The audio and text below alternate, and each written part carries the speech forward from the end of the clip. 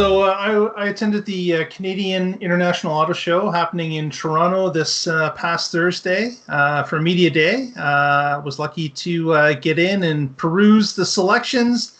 And of course, one of the ones I wanted to check out right away was the Ford Mach-E that was being displayed. Actually, they kept it on the spinner, and you weren't allowed to go up to it at all. You had to just nose up to the glass.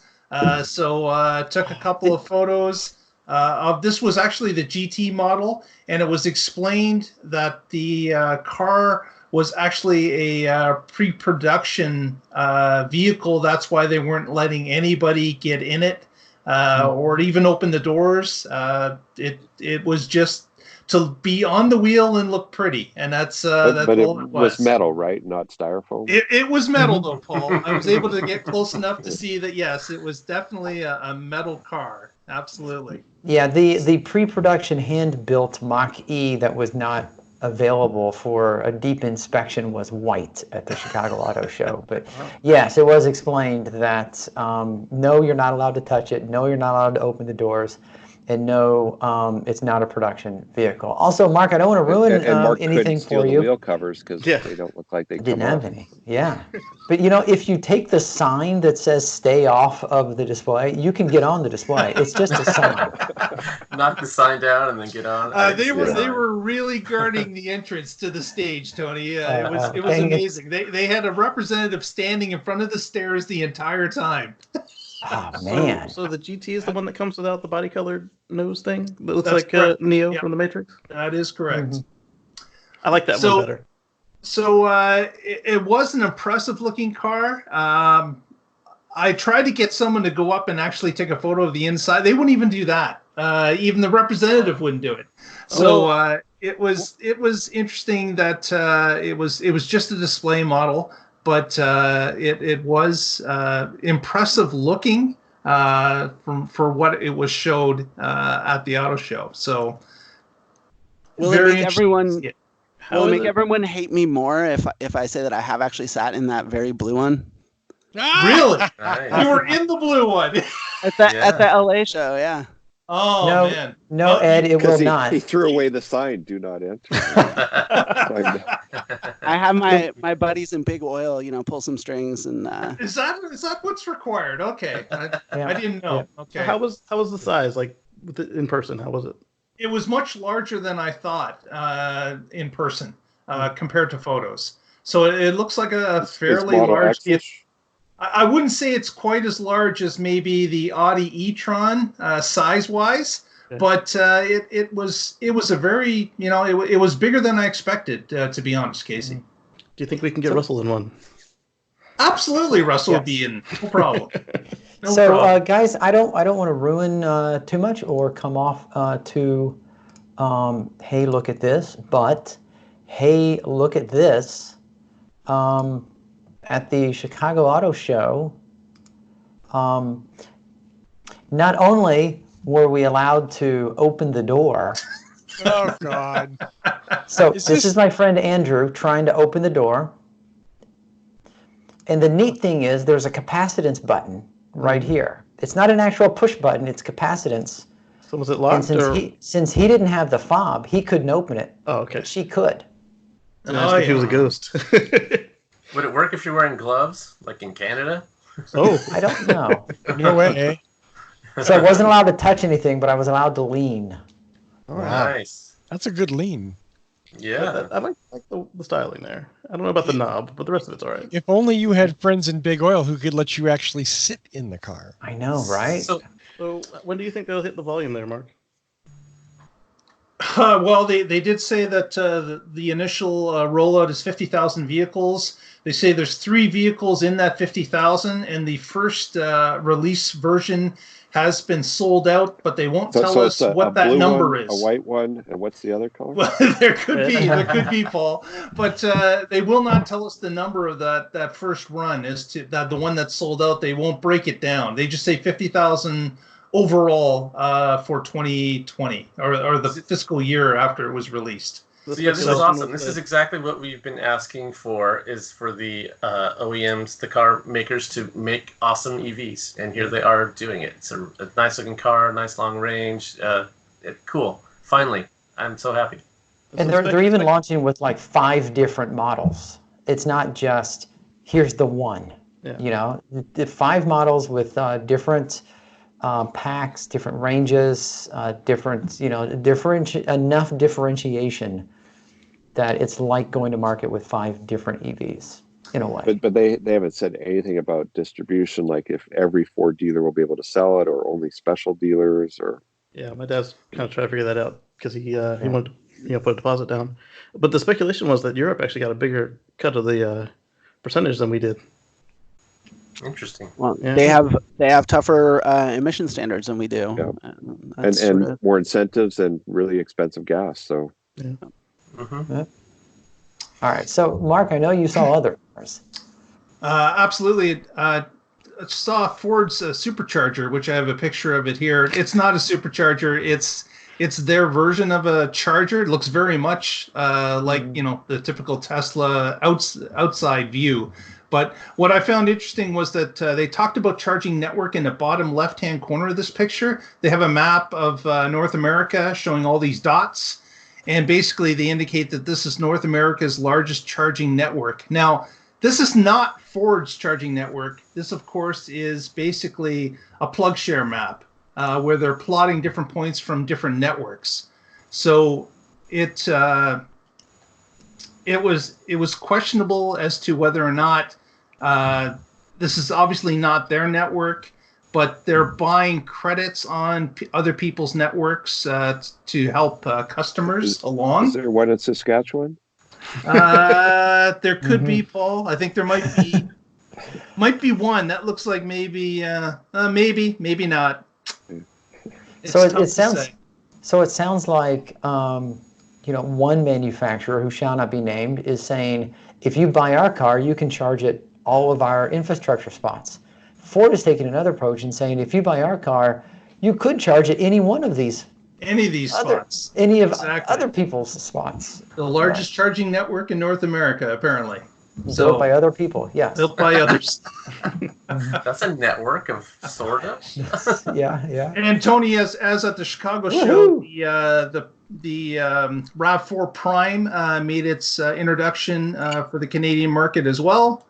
And we could go up to it, and they actually let us in that vehicle. But again, nice looking vehicle. I think this is going to sell a ton. I really do. This is the perfect form factor that people seem to want, that small SUV type style.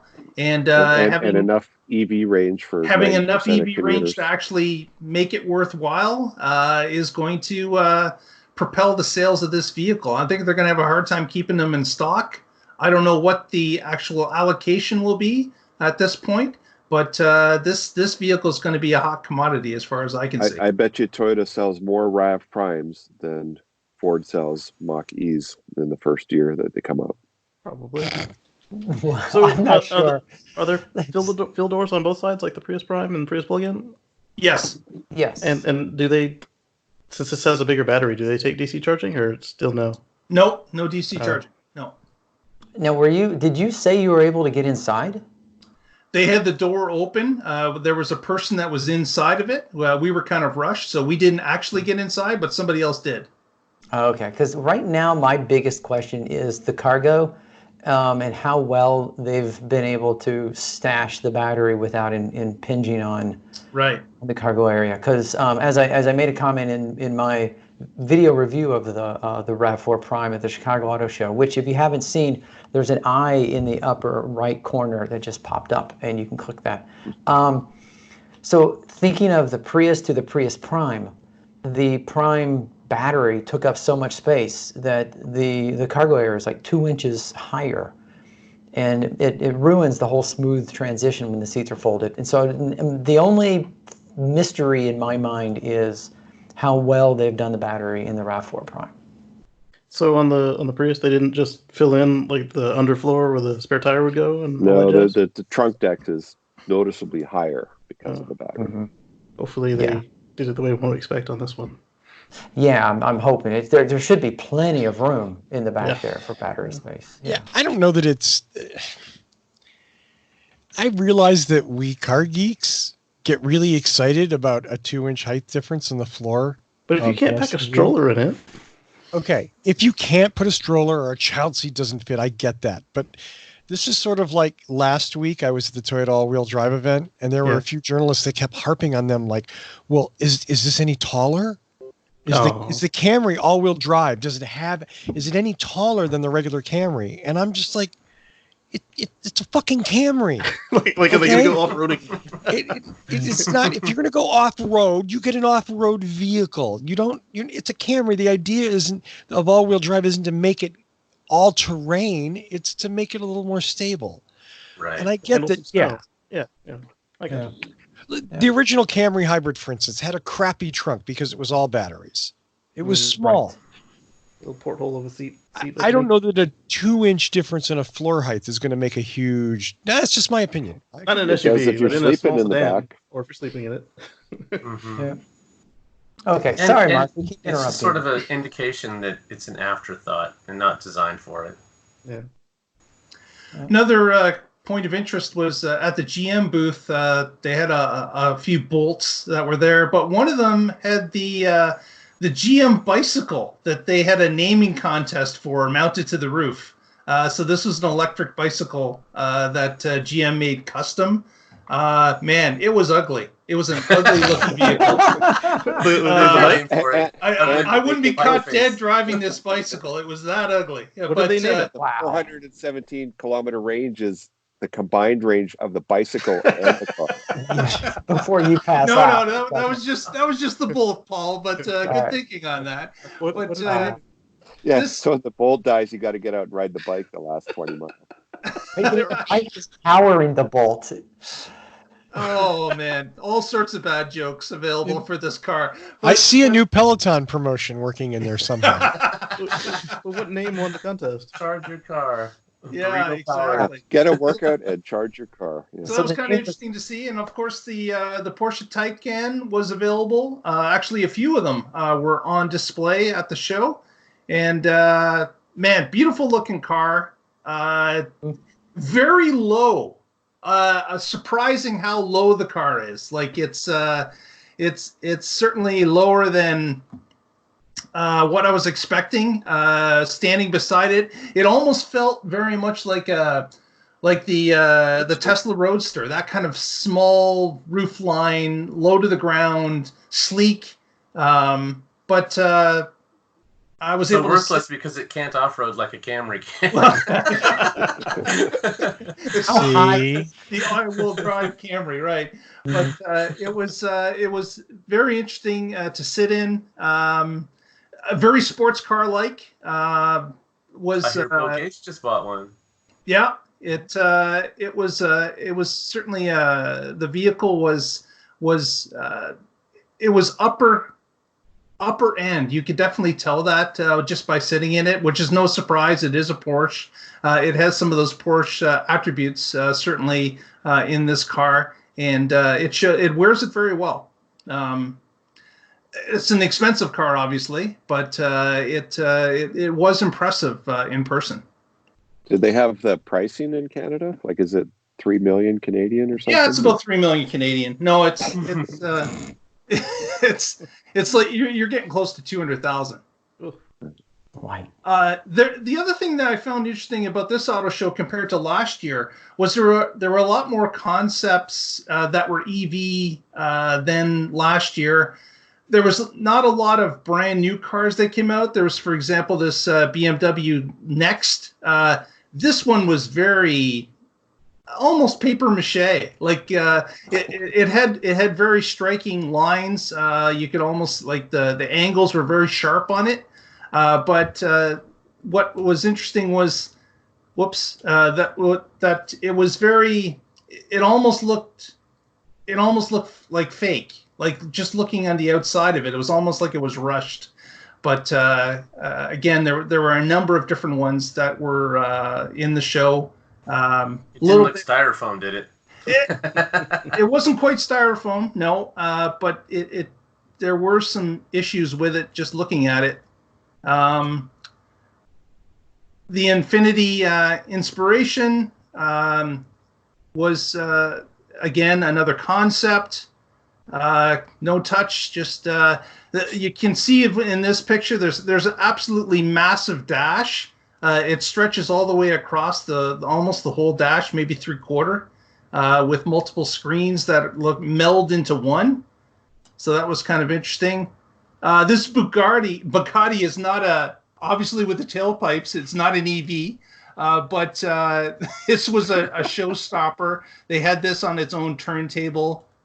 Just unbelievable. Does it go faster with 6 tailpipes? Apparently it does. It must. I think it does. And there was a presentation by Toyota at the beginning of the auto show. The president of Toyota Canada was up on stage talking about EVs. He had an interesting point that basically he was saying that since Toyota uses less batteries, they're more efficient with the resources that they have. Right, I remember reading this. So basically, he was saying that having a battery that's like a 1.25 kilowatt battery, as opposed to something that has a 70 kilowatt battery, they're basically 43 times more efficient. That's a ridiculous because metric. They're saying that it takes away from the normal, internal combustion vehicles, but they're not using too much of the EV power, so you're not wasting it. They're always using the full capacity of the battery that's in the vehicle, as opposed to if you had a vehicle with a 70 kilowatt battery and you only drove 20 miles to work, then you're really wasting the rest of the battery. So that was his spin on why Toyota has the smaller batteries and feels that it's the better way to go, in their opinion. Sounds like they couldn't get enough of them. It sounds like they're saying, it's almost like you want to be in that meeting where someone said, wait a minute, we don't have a mass-produced EV, so why don't we tell people instead of one car with an 80 kilowatt pack, we'll make 8 cars each with a 10 kilowatt pack, so we've made more cars. Exactly. It was that kind of marketing spin, almost like the self-driving or self-charging car from Lexus. Oh, yes. So yes. EV fans hate this stuff from Toyota, but it just, for context, EV sales in the US and China, 2 biggest markets for cars, were basically flat last year. Hybrid sales in both those markets were up like 30%, give or take. No subsidies, no media hype, just going up. So, and this is, when people are like, the market is in the middle of this demand-driven shift to 100% EVs, and in a couple of years, people will only buy EVs. Like if you look at the actual numbers, what people are actually buying, hybrids, which everyone thought was dead like a year ago, 2 years ago, are roaring back, and EV sales are kind of, at the moment anyway, going nowhere, or even actually going down as some of these incentives go away. So we can laugh at this, but Toyota, say what you want about them, they're not sexy, they're not exciting, they're not cutting edge, but they're very, very, very pragmatic. And the plug-in hybrid makes so much sense for so many people. I mean, people who want to dip their toe into the EV space, they can do their 40-mile commute. And if they want to go on a trip, they can do that as well. Yeah, I'm glad my first one was a plug-in instead of a Leaf. Yeah. Nothing against the Leaf, it just wouldn't work for me, and then the degradation would have killed me.